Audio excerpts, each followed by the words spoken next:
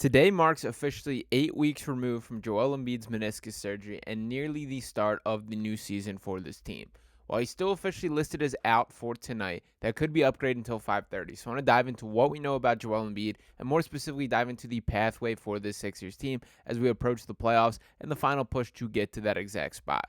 So I want to start off by looking a little bit at the standings themselves, then dive into the playoff probabilities as well as what we know about Joel Embiid at this point in the game.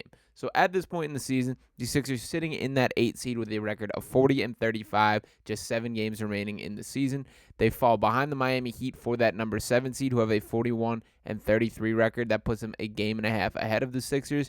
And that 6 seed, which of course would get the Sixers out of that play-in tournament, that is held by the Indiana Pacers with a 43-33 record. The Sixers 2.5 games behind from that particular spot, with once again 7 games remaining in the season. So the Sixers have dug themselves a little hole. There's no doubt about it. That the ground tends to fall out from under them when the MVP and solidifying force of this franchise is not here, as has been the case with Joel Embiid throughout the past 2 months. But the opportunity has not closed yet. And to dive into the chances, I want to pull this up from Basketball Reference here, which ran the numbers and put kind of the percentage of what each team has ahead of the final playoff push. So when looking at this, look at the Sixers specifically in that 8 seed, that the chances do not look great. That their worst possible record would be 40-42 if they lose out from here. Their best being 47-35 if they win out with a 7 games remaining, currently with 40-35. This gives them an 81.1% chance at the playoffs, but looking more likely that they fall into that play-in territory. That based on these numbers, for the 5 seed, the Sixers holding a 0.5% chance of climbing to that number 5 seed, a 4.8% chance of climbing into that 6 seed. It gives them the significantly most high percentage for that 7 seed at a 48.7% chance there, almost a coin flip, and then 27.1% for that 8 seed. So based on the pre-play-in standings, a 5.4% chance of escaping the play-in tournament, a 22.9% chance of that 7 seed, and a 71.6% chance of that 8 seed, just a 0.1% chance of them falling behind it for that first round seeding. So some interesting numbers there, and as you can see, this does break it down for each specific team here, but the bottom line is based on these numbers, it's looking likely that these Sixers do fall into that play-in tournament. Now, an important note that I did want to make ahead of the Sixers' upcoming schedule for this final push to the season is the matchup that they have ahead of Thursday. So to look at the Sixers' schedule here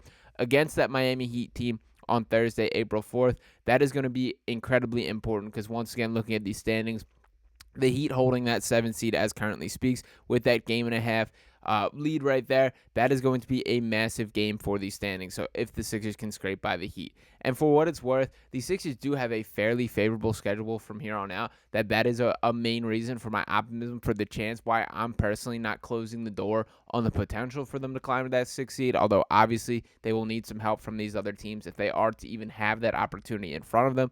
But looking at their schedule, that obviously facing off against the Oklahoma City Thunder tonight, I'm going to dive deeper into that specific matchup at the end of this. Then that game against the Heat, which I've already pointed out will be massive when it comes to these standings and how everything will shake up. Then looking beyond that, the Memphis Grizzlies, an incredibly poor basketball team at this point. The San Antonio Spurs just shut down Devin Vassell and another key player yesterday. Wembanyama, you never know what it's going to be like at this point in the season. It would not surprise me if they take a more long-term view and do shut him down or limit the games that he plays from here on out. So who knows what that game will hold. Then the Detroit Pistons, another incredibly poor basketball team who have looked like one of the worst teams in the league from start to finish this season. The Orlando Magic, which are a team that is playing some really talented basketball, and to look at these standings once again, them holding that 5th seed, which could come into play. Again, not a high likelihood of the Magic needing to get this win or likely that they have the inside track at this particular spot.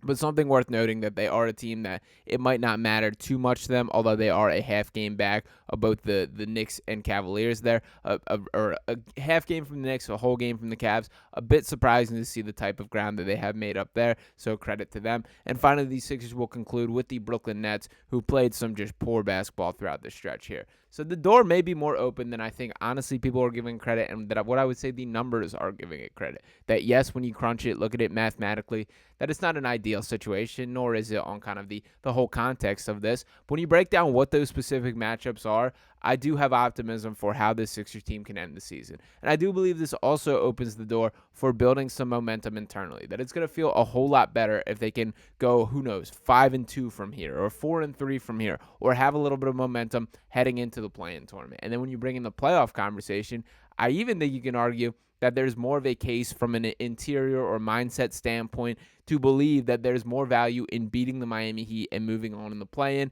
to then get into the actual playoffs and potentially face a team like the Milwaukee Bucks, who seem likely to hold down that number 2 seed. That is something that I think puts them in a great position. You could even argue maybe more momentum, more time to play together, to get familiar with playing alongside Joel Embiid again. These are aspects that could be a positive thing for the Sixers team.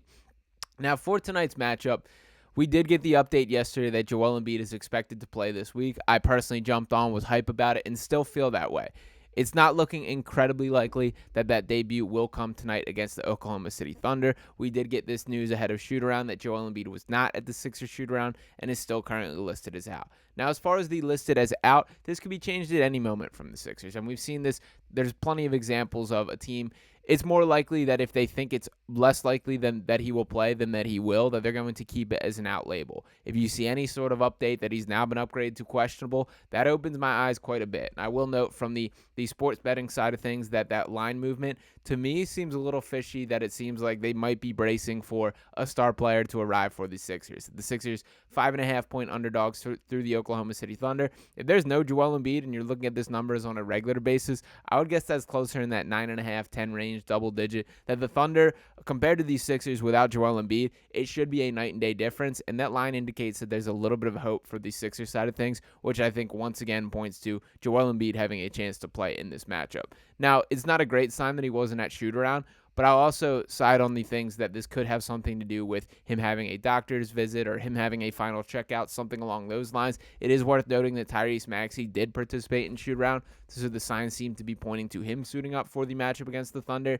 And I will note that if Joel Embiid does play, I think the Sixers win tonight. That I do think they beat this Thunder team as good as they have been. That it's tough to put these lofty expectations on the guy after he's been out for 2 months.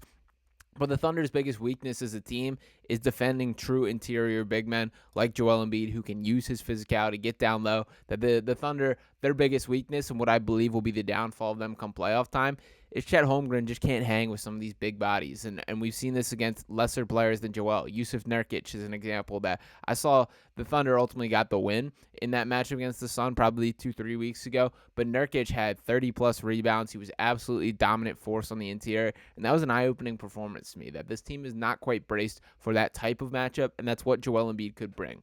But regardless, there is a bigger picture here, that the focus should not be on just beating the Thunder on a random Tuesday night in April. The focus is on getting this guy back to his full form and having this team ready to compete come the playoffs. And I do think people are underselling how good this Sixers team can be. That they were 26-8 in matchups in which Joel Embiid played this year. And to dive into the full picture during the half of season in which he did participate, I think this was awesome stuff from Dan Ollinger of the Rights Ricky Sanchez here, that during these Sixers' first 42 games of the season, they were 29-13, those including the games that Joel Embiid missed as well. They ranked 6th in offensive rating, 4th in defensive rating, and 2nd in net rating. Now, in the games since Joel Embiid has been hurt, they are 11-22. They are 22nd in offensive rating, 23rd in defensive rating, and 23rd in net rating. That is a night and day difference between that team, and once again speaks to not just the importance of Joel Embiid, but how much that he's able to elevate everyone around him. That there's so many guys within this specific team that I just want to point to and acknowledge how much better they will be with Joel Embiid. A guy like Buddy Hield, who I personally have been a little bit frustrated with of late, he has underwhelmed in recent games. His life is going to be significantly easier when Joel Embiid is on the floor. When you're able to force teams to make the difficult decision of either double down on Joel Embiid in the post and leave Buddy Hield open for three, or stay on Buddy Hield and make it a one-on-one matchup with Joel Embiid. That is a win-win for the Sixers and the type of battle that they are going to throw at opponents. A guy like Nico Batum, I've highlighted a ton, that I believe he's going to be looked at instrumentally more important when Joel Embiid is on the floor. Kyle Lowry, who's looked very impressive from my eyes so far in his Sixers tenure, a guy that I do believe to be a key part of this playoff run. He's going to be a guy that looks significantly better next to Joel Embiid, and he's a guy that Joel Embiid has appreciated throughout his time in the NBA. And to look at the depth chart as a whole, To me, this looks like a contending team that look down at this roster: Tyrese Maxey, Kyle Lowry, Kelly Oubre, Tobias Harris, and Joel Embiid. I think my full expectation with the starting five would be that Kelly Oubre slides back to the bench and can have a little bit more of a microwave scoring kind of role, be that six-man punch, that offensive engine of the second unit, a guy that can kind of put his full implants on the game, and there certainly be opportunities and overlap in which he plays.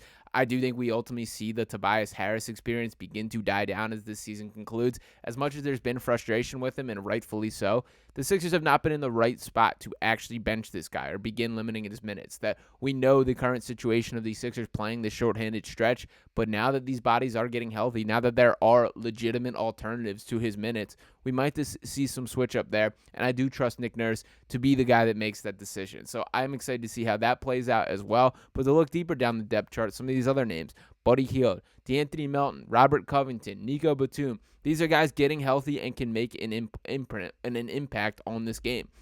So when you look at just the top 8 or 9, which is all we're going to see when the playoff rotation, as we see these teams construct their roster, I think that team can go toe-to-toe with anyone.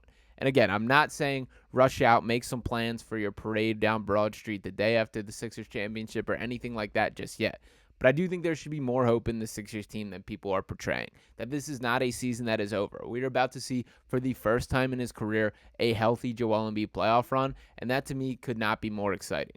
So I'm excited to see this be the case. I am sending prayers and hopes that Joel Embiid does see that injury report raised to questionable shortly before the game. And frankly, I'm not saying that won't happen either, that I think there's a real chance of that being the reality. But regardless, the point being that the playoff push is here. Joel Embiid is going to be ready for it, and this is all great news across the board. So stay posted for those injury report notes. Let me know what you guys think of this overall outlook. Can you see the Sixers team climbing to the 6th seed and out of the play-in frame, or is this something that you think they're going to have to scrap their way out, which there might be some benefits to that as well. So let me know what you guys think in the comments. Make sure you're smashing that subscribe button to keep the Sixers Digest family growing. Appreciate each and every one of you for tuning in this video. Make sure you drop your comment, drop a like, and I will talk with you next time. Peace.